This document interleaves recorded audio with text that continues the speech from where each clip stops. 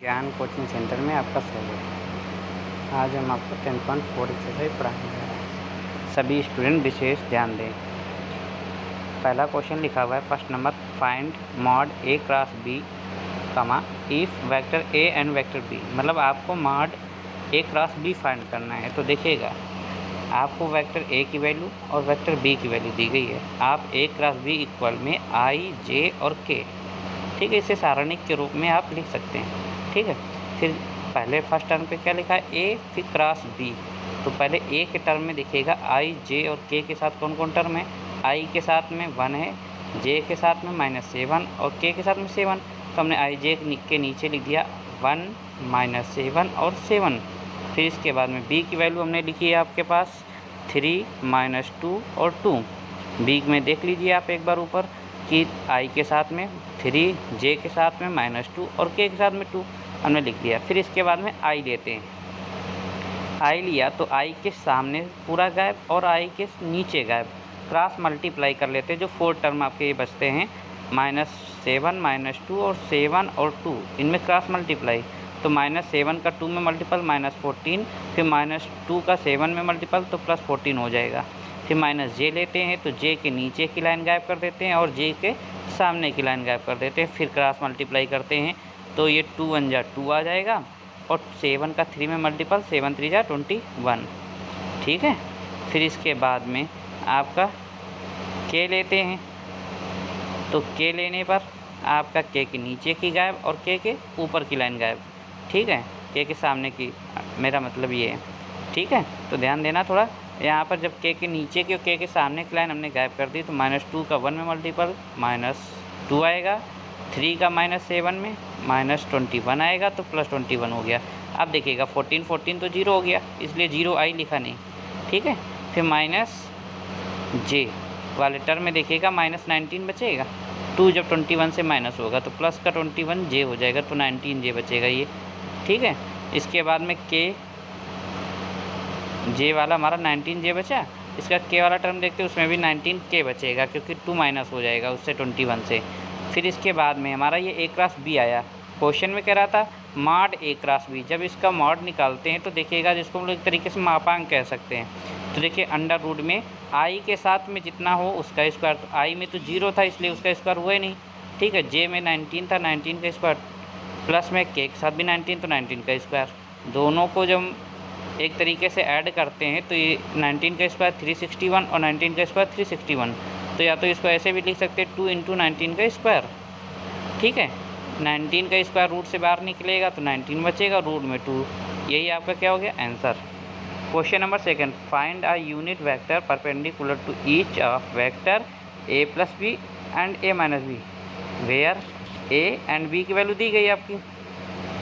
इसमें आपको इसका मतलब है कि perpendicular to each of vector, unit vector निकालना है इसका। ठीक है, इसका मतलब होता है एकांक सदिश या मात्रक सदिश। ठीक है, तो इसमें आप क्या करेंगे, वेक्टर ए की वैल्यू आपको और बी की नीचे दी गई है। तो आप सबसे पहले a + b फाइंड कर लीजिए। तो a + b जब आप फाइंड करेंगे तो उसमें देखिए 3i और i ऐड करेंगे तो 4i, 2j इधर भी है, 2j इधर भी, तो 4j, और 2 के कट जाएगा तो लिखा नहीं। फिर a - b अगर निकालते हैं तो b वाला टर्म जितने सारे प्लस के माइनस के, माइनस वाले प्लस के हो जाएंगे। यहाँ 3i से i कम हो गया 2i, और 2j माइनस हो गया तो लिखा नहीं गया। 2k और 2k हो जाएगा 4k, क्योंकि इधर वाला टर्म प्लस का 2k बनेगा ना। तो अब आपका हो गया a + b, a - b निकल आया। अब इसी का हमने a + b को एक तरीके से ये मान सकते हैं, लेट कर सकते हैं कि आपकी ये वेक्टर a की वैल्यू है और जो a - b वो वेक्टर b की वैल्यू है। तो इसको a क्रॉस b के टर्म के रूप में हम लिख लेते हैं। तो देखिएगा a + b को a क्रॉस a - b को b लेट करके ही एक तरीके से लिखा गया है कि a क्रॉस b, या और हम ये कह सकते हैं कि a + b cross a - b i j के रूप में। फिर i j के नीचे जो 4 4 और 0 लिखा गया है वो a + b में देखिएगा। a + b की जो वैल्यू आपने निकाली है वो 4i + 4j, इसमें k नहीं है इसलिए i वाला टर्म i के नीचे 4, j के नीचे 4, k वाला नहीं है तो 0। इसी प्रकार नीचे a - b जो निकाली थी उसको देख लीजिए, 2i + 4k है, इसमें 0 नहीं है इसलिए j वाला 0 रहेगा। तो आई के नीचे 2, जे वाला 0 और के वाला 4। अब इसमें फिर वही रूल, आई लेते हैं क्रॉस मल्टीप्लाई, आई के नीचे का टर्म गायब, आई के सामने का टर्म गायब कर लेते हैं, क्रॉस मल्टीप्लाई 4 4 जा 16 और 0 का 0 होगा तो 0 आएगा, माइनस जे लेंगे तो जी के नीचे की लाइन गायब, जे के ऊपर की लाइन गायब, 4 4 जा 16, फिर 2 0 में 0 तो लिखा नहीं गया, प्लस का के लेते हैं, के नीचे की गायब, के सामने की गायब, 0 का 4 में मल्टीपल 0, 4 2 जा 8, 0 माइनस 8 आ जाएगा आपका। इसके बाद में 16 आई माइनस 16 जे माइनस का 8 के, इतना आ जाने के बाद में देखिएगा जो ऊपर हमने ये निकाला है a plus B cross a minus B, इसी का क्या निकालेंगे मॉड। तो जब मॉड निकालेंगे फर्स्ट क्वेश्चन देखिए बिल्कुल सेम टू सेम वही रूल है। फर्स्ट क्वेश्चन में आपका फिर हमने i के साथ जितना था उसका स्क्वायर मतलब 16 का स्क्वायर, j के साथ जितना है माइनस 16 का स्क्वायर, k के साथ में -8 तो -8 का स्क्वायर, 16 का स्क्वायर अगर आप रफ में कर करके देख लीजिए तो 16 का स्क्वायर 256, 16 का स्क्वायर 256, 8 का स्क्वायर 64, ठीक है ना। टोटल ये आपका आ गया।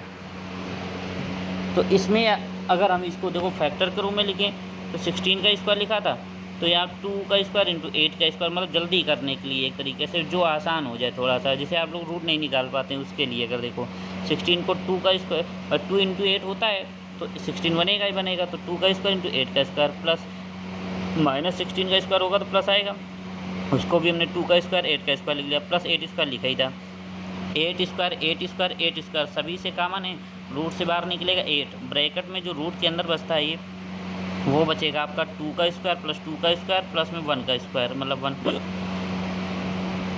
8 था ही था, इसको सॉल्यूशन करने पर 9 आया, 9 का रूट निकलेगा 3 तो 8 3 जा 24। ये हम डायरेक्ट जो आपको बता रहे थे कि वो आपका जो आया था 16 का स्क्वायर 256, 16 का स्क्वायर 256, 8 का स्क्वायर 64, टोटल ऐड करते हैं तो 576 आएगा 576, उसका रूट निकालिए तो 24 आएगा, यही आपका कहलाएगा आंसर। ठीक है, अब देखते हैं।